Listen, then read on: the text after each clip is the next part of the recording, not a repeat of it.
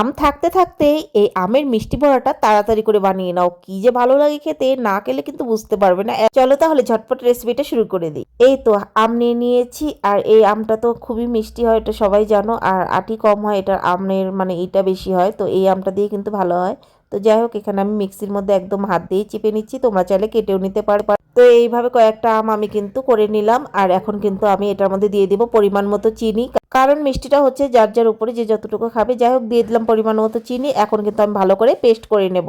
সুন্দর পেস্ট হয়ে গেছে, এটাকে নামিয়ে নিলাম। এখন একটা পাত্রের মধ্যে নিয়ে নেব আমি একটুখানি পরিমাণ মতো সুজি, আর এই সুজির উপরে দিয়ে দেবো দুধ। তোমরা চাইলে কিন্তু সুজি দুধটা দেওয়ার পর এটার উপরে আম দিয়ে বানিয়ে নিতে পারো। তো আমি সুজি আর দুধটা একটু সময়ের জন্য ভিজিয়ে রাখবো, সেই জন্য আলাদা একটা বাটির মধ্যে সুজি নিলাম, দিয়ে সুজির মধ্যে দুধ ঢেলে দিলাম। এখন একটুখানি সময় ভিজিয়ে রেখে দেবো। আর এই যে আমের মধ্যে দিয়ে দেবো আমি পরিমাণ মতো ময়দা। বেশি ময়দা দেবে না, কিন্তু বেশি ময়দা দিলে তো আমের গন্ধটাই চলে যাবে আর খেতে ভালো লাগবে না। তারপর দিয়ে দিলাম দুধ দিয়ে ভিজানো সুজিটাকে, আর এখন এটাকে পুরোটা মিক্সড করে নেব।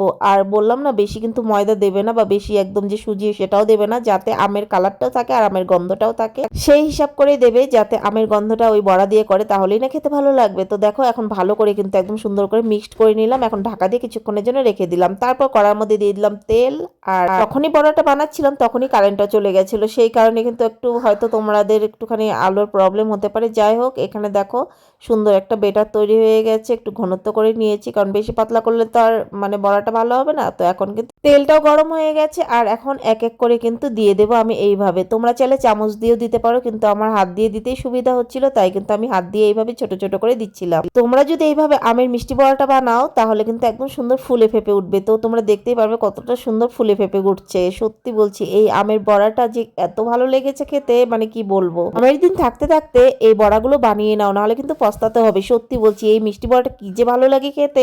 কিছুক্ষণ পর উল্টিয়ে পাল্টিয়ে নিচ্ছে, আর দেখো একদম সুন্দর কিন্তু ফুলে ফুলে উঠেছে সমস্তটা বড়াই। দেখো কত সুন্দর ফুলে ফেপে উঠেছে, একটা সাইড সুন্দর লালচে হয়েছে, আর অপর সাইডটাও কিন্তু এখন লালচে করে নেব। তো এইভাবে বড়াগুলো বানিয়ে খেয়ে দেখো, একদম বলতেই হবে অসাধারণ হয়েছে আমের বড়াটা। এখন ভাজা হয়ে গেছে, ছেঁকে ছেঁকে নামিয়ে নেব। সমস্ত বড়াগুলোকে ভেজে নিলাম। তো দেখো কেমন হয়েছে, একদম মুড়মুড়ে। আর এই বড়াগুলো গরম গরম খেতে আলাদা টেস্ট, আর এটা বাসি হলে আর এক আলাদা টেস্ট। সত্যি বলছি, আজকে তো খাবো, আর বাসি হওয়ার জন্য কিন্তু রেখে দিব, সেটা তো আলাদাই টেস্ট। আর এই বড়া বলো পিঠে বলে, বাসি করে খেতে বেশি ভালো লাগে, তাই না? কিন্তু না, এটার গরম গরম যেরকম টেস্ট, এটার বাসিটাও কিন্তু সেরকমই টেস্ট। একদম সুন্দর মুড়মুড়ে হয়েছে। তো তোমাদের কেমন লাগলো আজকের এই বড়াটা, কমেন্ট করে অবশ্যই জানিও। আর মেয়ে বলছে, দাও মাম্মা, পাপাকে থাল ধরে নিয়ে দে, পাপা দেখো কি বানিয়েছে মাম্মা। তো নিয়ে বলছে, পাপা দেখো মাম্মা বানিয়েছে আমের বড়া। তোমরাও এখন আম এখন অ্যাভেলেবেল, আর এই আম থাকতে থাকতে আমের বড়াটা বানিয়ে বাড়ির পরিবারের সবার সঙ্গে তোমরা শেয়ার করে খাওয়া। সবাই সত্যি বলবে দারুণ হয়েছে। বিকেলে চায়ের সঙ্গে কিন্তু দারুণ লাগবে এই বড়াটা। তো মাম্মা নিয়ে ওর পাপাকে দিল, ওর পাপা একটা খেয়ে বলছে, দেখো বলছে দাদি আরো কয়েকটা নেই। সত্যি একটা খেলে মন ভরবে না, মনে হবে আরো কয়েকটা খাই। যাই হোক বন্ধুরা, তোমাদের আজকের এই রেসিপিটা কেমন লাগলো কমেন্ট করে অবশ্যই জানিও। আর তোমাদের একটা লাইক একটা কমেন্ট আমাকে আরো উৎসাহ করে তুলবে সুন্দর সুন্দর নিত্য নতুন রেসিপিগুলো শেয়ার করার জন্য। ঘরে যদি আম থাকে, একদম ভাবনা চিন্তা না করে আজকেই বানিয়ে ফেলো এই বড়াগুলো। আর এই বড়াগুলো বানিয়ে রেখে দাও, বা ফ্রিজে রেখে দাও, বা এমনি রেখে দাও, খেতে দারুণ লাগে। তোমরা যদি কেউ নতুন থেকে থাকো, চ্যানেলটা সাবস্ক্রাইব করা না থাকলে সাবস্ক্রাইব করে দিও, তাহলে এই সুন্দর সুন্দর রেসিপিগুলো তাড়াতাড়ি করে তোমাদের কাছে পৌঁছে যাবে। টাটা।